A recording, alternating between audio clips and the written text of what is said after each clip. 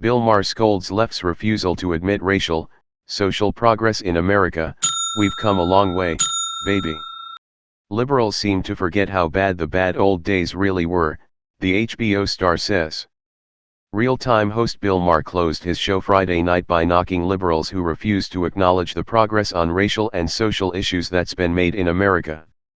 Maher began by diagnosing the left with progressophobia, a term he defined as a brain disorder that strikes liberals and makes them incapable of recognizing progress.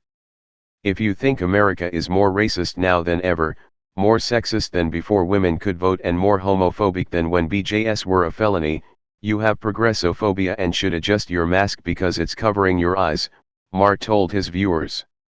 The chant from gay protesters used to be "We're here, we're queer, get used to it." Well, we did. This is Pride Month and it's not even a big deal anymore. 30 days of parades and festivals celebrating a cause that was once so divisive, Ellen had to pretend to be straight. The HBO star celebrated legalized gay marriage nationwide and how even half of Republicans now support it. Celebrities coming out of the closet are met with thunderous applause and virtually every major company in America commemorates Pride Month. And it's not just LGBT issues. Not that long ago, I knew people who went to prison for growing pot. And today, you can legally smoke it for fun in 43% of the country, Maher explained. Even something like bullying, it still happens, but being outwardly cruel to people who are different is no longer acceptable. That's progress. And acknowledging progress isn't saying we're done, or we don't need more.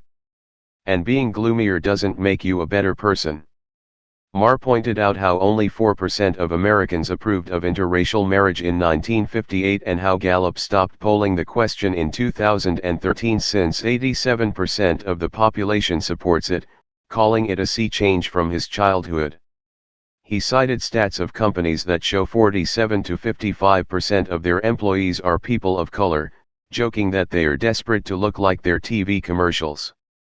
He also invoked the recent Friends reunion special and how it looked weird because if you even suggested a show today about 6 people, all of whom were straight and white, the network would laugh you out of the room and then cancel you on Twitter. And yet there's a recurrent theme on the far left that things have never been worse. Kevin Hart expressed a view many hold when he told the New York Times, "You're witnessing white power and white privilege at an all-time high." Maher said. "This is one of the big problems with wokeness," he continued, "that what you say doesn't have to make sense or jive with the facts or even be challenged lest the challenge be conflated with racism. There are a hell of a lot of Americans trying really hard these days to embrace a new spirit of inclusion and self-reflection, and this progressive allergy to acknowledging societal advances is self-defeating because progress and hope that we can achieve it is the product we're selling, and having a warped view of reality leads to policies that are warped," Maher continued. Black-only dorms and graduation ceremonies, a growing belief that whiteness as a malady and white people as irredeemable, giving up on a colorblind society only if you believe we've made no progress. Does any of that make sense? He added, "It's not a sin, and it's certainly not inaccurate, to say we've come a long way, baby. Not mission accomplished, just a long way."